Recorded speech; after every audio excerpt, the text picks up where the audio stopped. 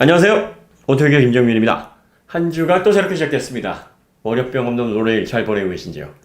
최근에 많은 분들이 메일이나 카톡을 통해 질문을 많이 하시는데요. 그 가운데서 가장 많이 받은 질문이 신차 길들이기를 해줘야 되느냐 이 질문이었습니다.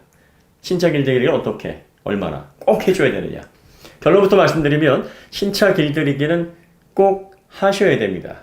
네, 이건 너무나도 당연한 얘기입니다. 생각해 보시면 우리가 살아가는 인생 전체가 보면 준비 과정, 조율 과정, 길들이기, 에이징 이런 것들이 필요합니다. 여러분들이 운동하시기 전에 항상 뭐 하십니까? 수영하시기 전에 아니면은 바벨을 들기 전에 아니면 격한 움직임을 하기 전에 꼭 몸을 푸시죠. 네, 사람이 태어나서 성인으로 성장되기까지 뭘 배우게 됩니까? 네, 교육을 배우게 됩니다. 가정교육, 학교교육, 그리고 사회 적용 교육, 다양한 교육을 통해서 완성된 성인이 되면은 오래오래 인생을 행복하게 안정적으로 살 수 있는 그런 성인으로 자라나게 됩니다. 하나의 사업체가 탄생을 해서 목적을 향해 나아갈 때도 수많은 시행착오를 통해서 조율이 이루어지고 조직이 단단하게 결속이 되면서 결과물이 나오게 되어 있습니다. 네. 작게는 부서 하나만 변경이 되고 팀원 하나만 바뀌어도 그것을 조율해야 되는 많은 과정들이 필요하고요. 이성 간의 교제, 가정생활, 부부관계, 친구, 교우관계 모든 인생 과정에서는 새로운 만남, 새로운 시작을 할 때 이게 안정될 때까지는 길들이기 작업, 다시 말하면 에이징 작업들이 필요합니다. 네, 하이파이 헤드폰이나 스피커에 특히 이제 에이징이라는 말의 필링이 좀 강하게 와닿으실 거예요.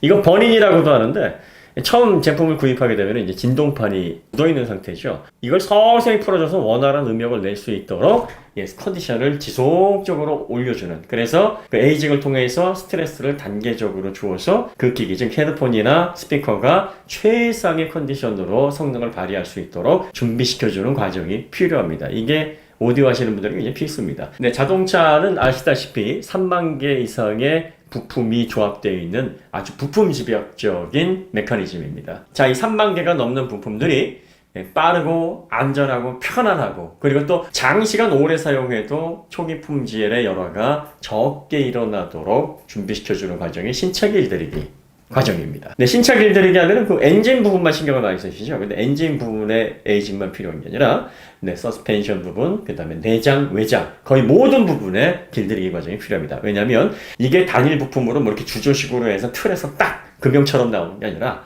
아까도 말씀드렸듯이 수많은 부품들이 용접되어 있거나 접합되어 있거나 볼트로 조여져 있거나 이렇게 끼워져 있거나 이런 방식으로 하나의 형태를 구성하고 있는 그런 복합적인 구조물입니다. 그리고 자동차를 사용하는 환경들이 다 달라요. 어떤 분들은 도심에서 왔다 갔다 하시고, 어떤 분들은 지방 왔다 갔다 하시고, 어떤 분들은 비포장도 많이 들어가시고, 어떤 분들은 악천후에서 열악한 기온에서 많이 사용하시고, 이런 각기 다른 환경들이 있습니다. 그래서 이런 것들을 어떤 특정 대상에 맞춰가지고 조율한 게 아니라 전반적으로 자동차 메이커에서는 다양한 환경에서 최적의 성능을 낼 수 있도록 그 평균치에 해당하는 설계로 제품을 생산하고 조립해서 내놓습니다. 그렇기 때문에 사용자들이 이걸 환경에 맞게 장시간 품질 열화 없이 최상의 컨디션을 유지하기 위해서는 자신의 환경에 길들이는 과정들이 필요합니다. 자, 간단하게 여러분들이 신차 길들이기가 잘 된 차와 그렇지 않은 차가 얼마나 차이 나는지를 한 번에 인지할 수 있는 대상이 있습니다.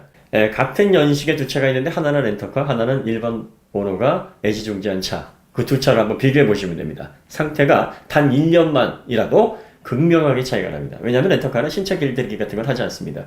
무조건 이건 영업용 차기 때문에 갖다 놓으면 사용자들이 렌터카인데 왜 아껴? 그냥 무조건 밟고 급가속, 급감속, 급제동 이런 것들을 신차 상태에서 무리하게 하기 때문에 렌터카는 대체적으로 한 3, 4년 정도 지나면 상태가 온전한 차들이 거의 찾기가 어려울 정도로 망가져 있습니다.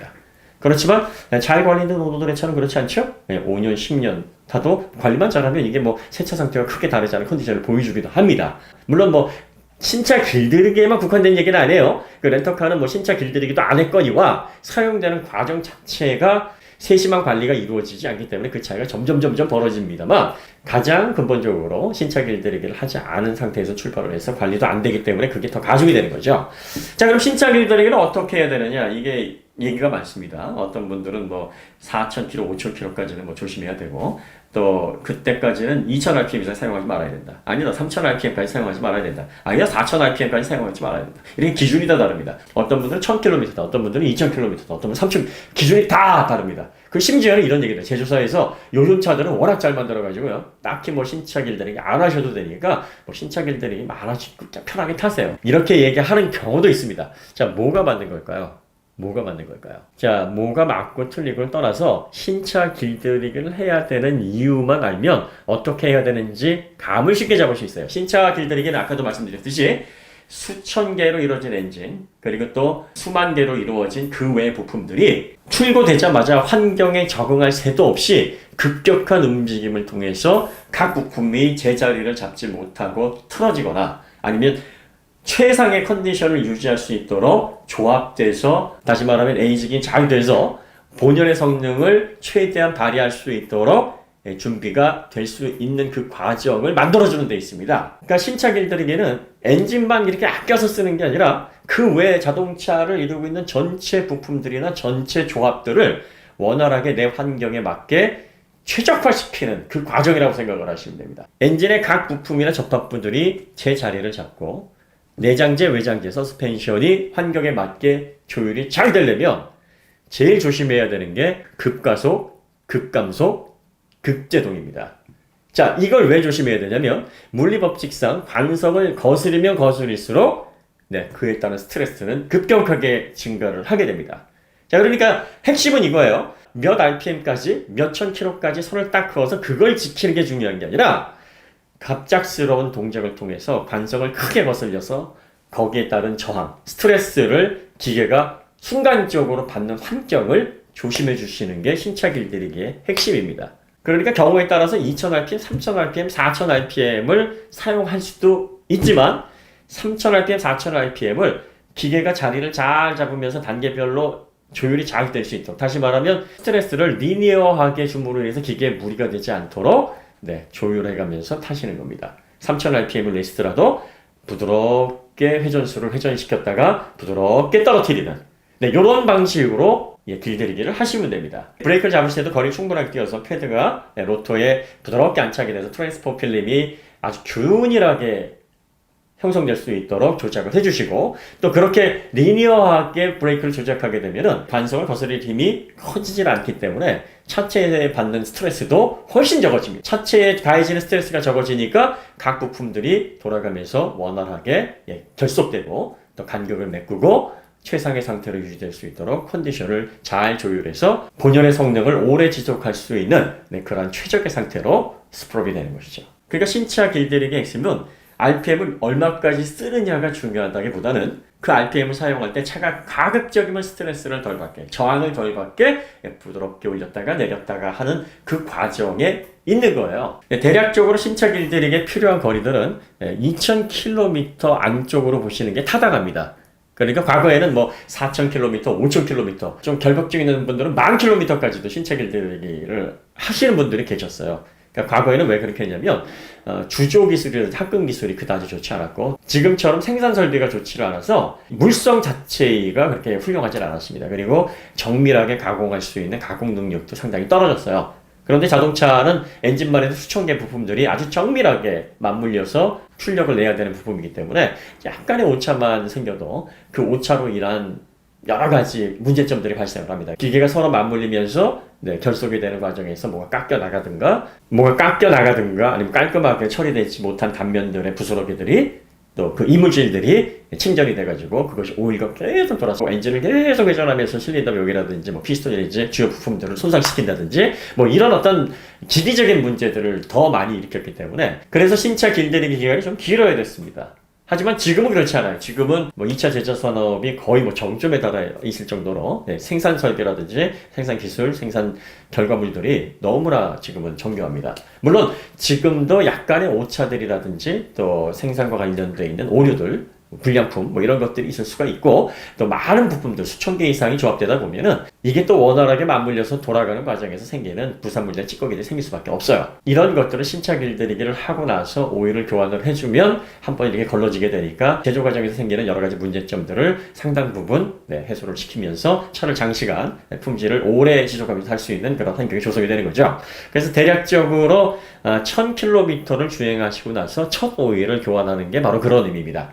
네, 아까도 말씀드렸습니다. 신차 길들이기는 뭐 2000rpm, 3000rpm 딱 선을 걸었고 그걸 철저하게 지키는 게 핵심이 아니라 RPM을 어느 정도 높게 사용하실 수는 있으나 그 RPM이 차량에 스트레스를 주지 않게끔 부드럽게 올라갔다가 부드럽게 내려가는 그런 패턴으로 사용을 하시는 게 신차 길들이기의 핵심이라는 겁니다. 그렇다고 해서 뭐 나는 6500까지 부드럽게 올려야지 이걸 말씀드리는 게 아닙니다. 그러니까 대략적으로 한 3000에서 4000 RPM 답답하지 않게 요즘 디젤차 같은 경우에는 2500에서 2800까지 최대 토크가 유지가 되는데 가솔린 엔진 같은 경우에는 한 4000 RPM 정도까지는 올려야 최대 토크 구간에 근접할 수가 있죠. 물론 터보 엔진이라면 그 밑에서도 넓게 토크 밴드를 이용할 수가 있겠습니다만 자연기어 엔진 같은 경우에는 한 4000에서 4500 그 사이에서 최대 토크가 발휘되는데 그 밑에서 이렇게 운전하기 좀 답답하잖아요. 그러니까 그런 구간까지도 난 이용해서 좀 신차 길들이기라도 좀 시원시원하게 했으면 좋겠어 하시는 분이라면 뭐 이용하셔도 크게 문제는 없는데 급가속, 급감속, 급정거를 주의하셔야 됩니다. 이렇게 되면 자동차가 받는 스트레스가 굉장히 증가하게 돼요. 엔진이 최적화되는 것도 문제가 되지만 서스펜션이라든지 내장재, 외장재 접합부들이 자리를 잡는 과정에서도 문제가 발생합니다. 같은 연식의 차라도 관리 상태에 따라서 내장재에서 나는 소음, 하부에서 나는 소음,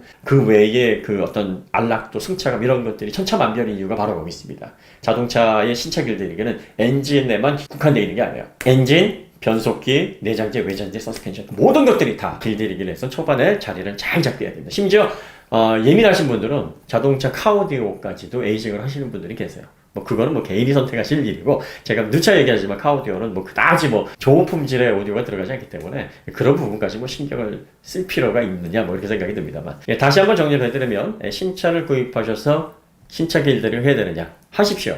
하셔야 됩니다. 얼마나 해야 되느냐 네, 저희가 권장해 드리는 건 이건 저희 생각입니다. 오토교 생각이에요. 그러니까 뭐 이건 정답도 아니고요. 이거 다르게 생각대로 하셔도 됩니다. 최소한 1000km까지 하시고요. 적절하건 한 2000km 내외 정도는 신차 길들이 하시면 좋습니다. 하시는 방법은 RPM을 딱 정해놓고 절대로 거기 넘어가지 말 거야가 아니라 급가속, 급감속, 급제동을 주의하시면서 부드럽게 회전수를 올리고 부드럽게 내리는 그래서 자동차의 엔진이나 내장재, 서스펜션 그 외 모든 부품들이 제자리를 잡을 때까지 세상의 장면들이 빠르게 변하고 있습니다. 뭐 정치, 경제, 사회, 또 IT, 뭐 첨단, 우주과학 뭐 다순간풍에 변하고 있어요. 그래서 과거에 참이라고 알고 계셨던 과거에 정말 사실로 알고 계셨던 게 더 이상 사실이 아니거나 또 생각을 바꿔야 되는 부분이거나 아니면은 전혀 다른 어떤 가치가 적용되는 그런 시대에 살고 있습니다. 하지만 과거의 지식이라 해서 다 틀린 거 아니고 그리고 또 우리가 예전에 사실로 생각했던 것이 지금도 여전히 그대로 해야 되는 것도 아닙니다. 그러니까 변화된 환경에 맞게 제조업도 그동안 많이 변했고 자동차 시장도 빠르게 발전을 했기 때문에 거기에 맞는 기준을 잘 활용하셔서 여러분들의 자동차 라이프를 좀 더 풍성하고 장시간 만족할 수 있도록 갖고 나가시면 될 것 같아요. 벌써부터 이제 여름 기온이 느껴집니다.